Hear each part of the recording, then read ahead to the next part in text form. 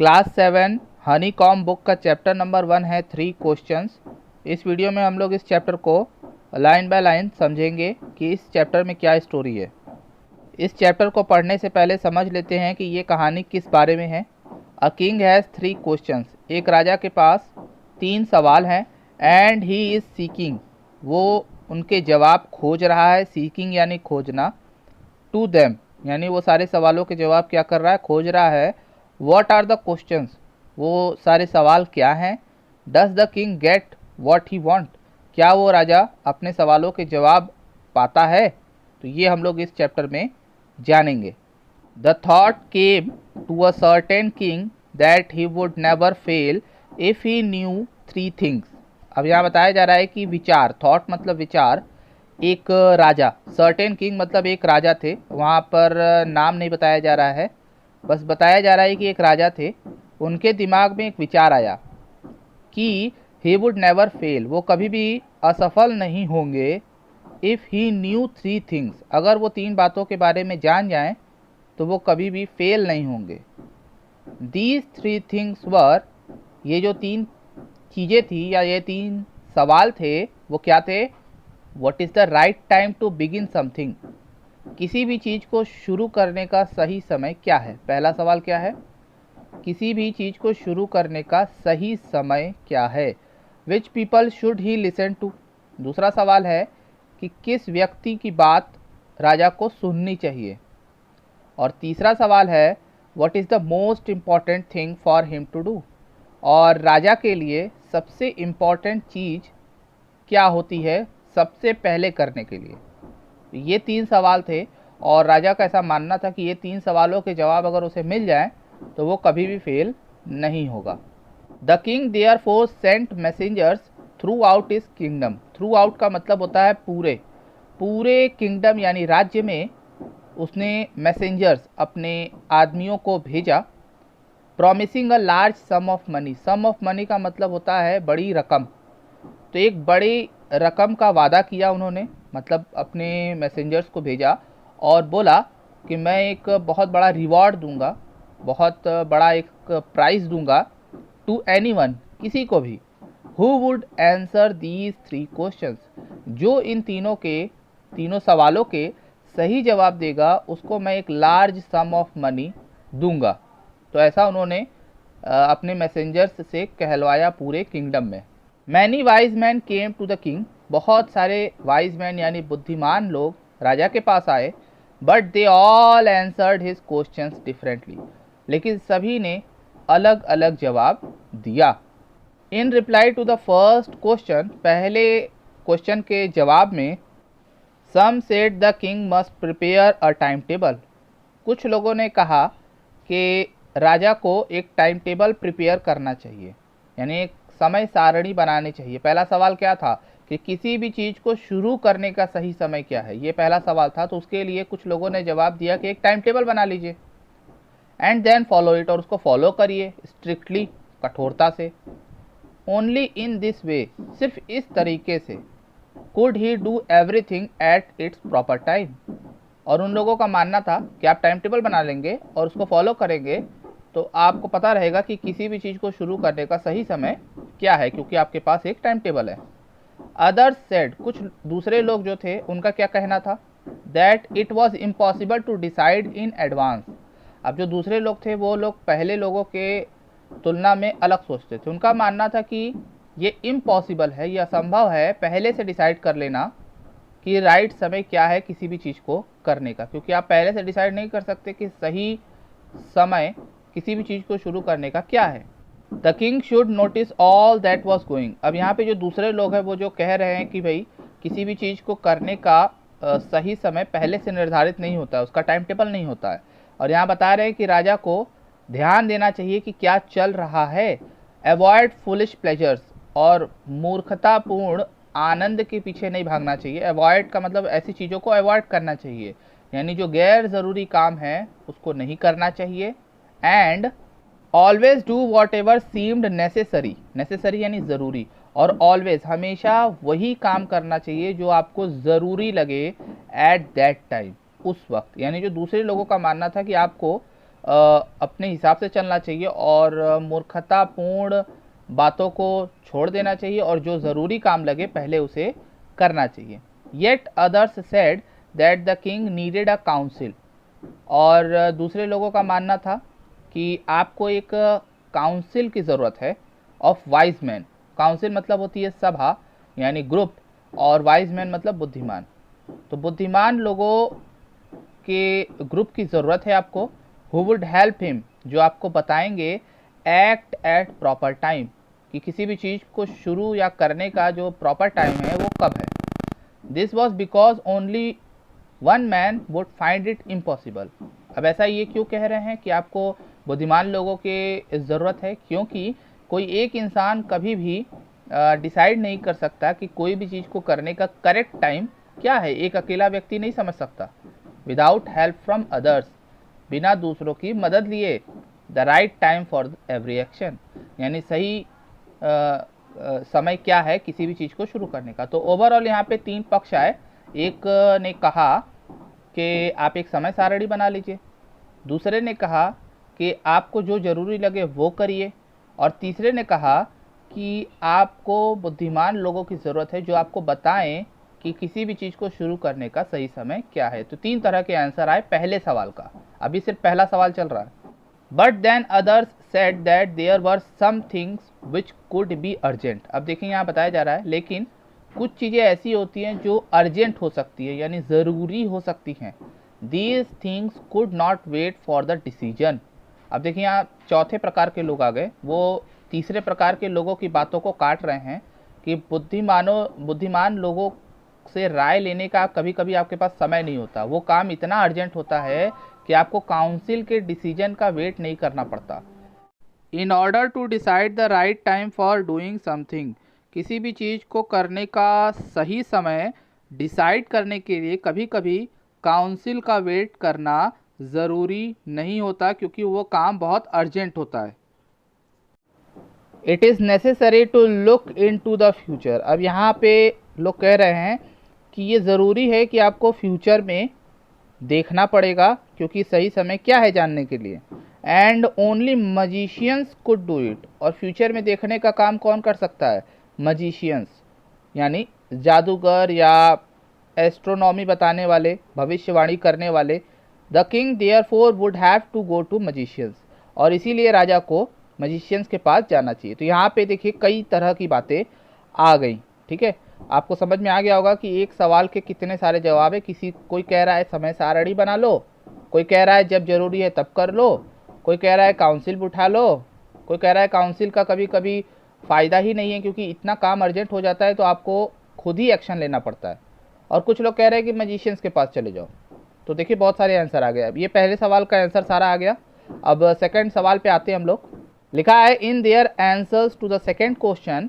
अब उनके दूसरे सवाल का जो जवाब आया, सम सेड, कुछ लोग कह रहे थे that the people most necessary to the king were his counsellors. अब देखिए दूसरा सवाल क्या था कि राजा को किसकी बात सुननी चाहिए।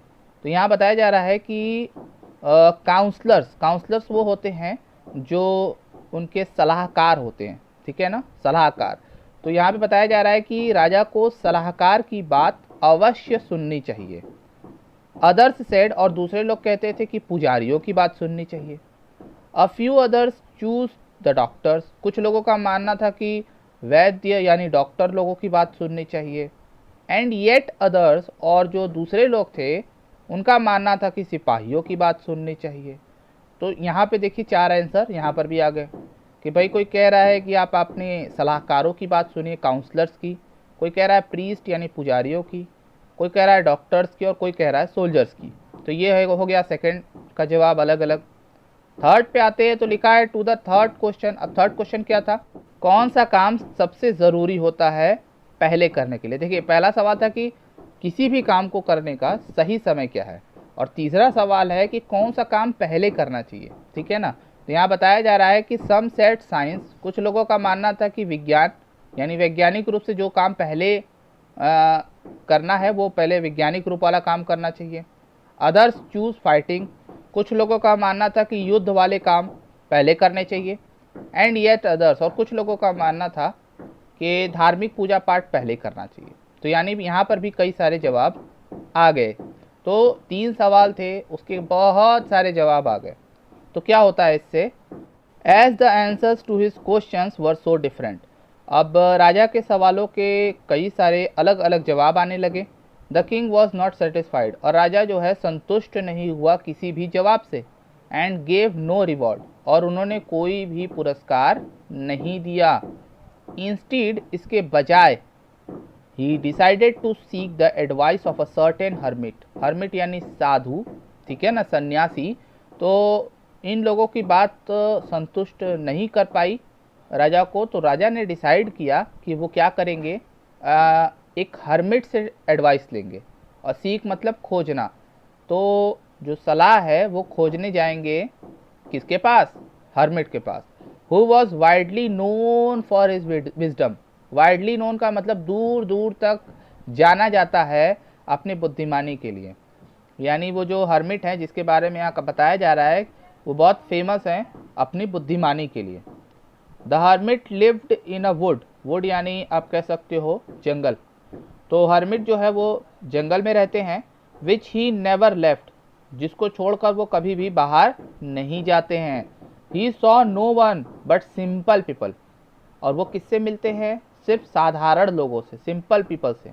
यानी बड़े बड़े लोग, राजा, सिपाही, मंत्री, इन लोगों से नहीं मिलते हैं, सिर्फ सिंपल लोगों से वो मिलते हैं। And so the king put on ordinary clothes, और इसी वजह से राजा ने एक साधारण कपड़े पहन लिए। Before he reached the hermit's हट, और हर्मिट के हट यानी झोपड़ी पर पहुंचने से पहले the king left his horse, राजा ने अपने घोड़े रास्ते में ही छोड़ दिए। विथ हिज बॉडीगार्ड, अपने बॉडीगार्ड के साथ, क्योंकि वो सिंपल लोगों से मिलते हैं तो उन्होंने सिंपल कपड़े तो पहन लिए, लेकिन थोड़ी दूर वो अपने घोड़े और बॉडीगार्ड के साथ गए, और बीच में उन्होंने बॉडीगार्ड और घोड़े को वहीं पर छोड़ दिया। एंड वेंट ऑन अलोन, और उसके आगे वो अकेले गए।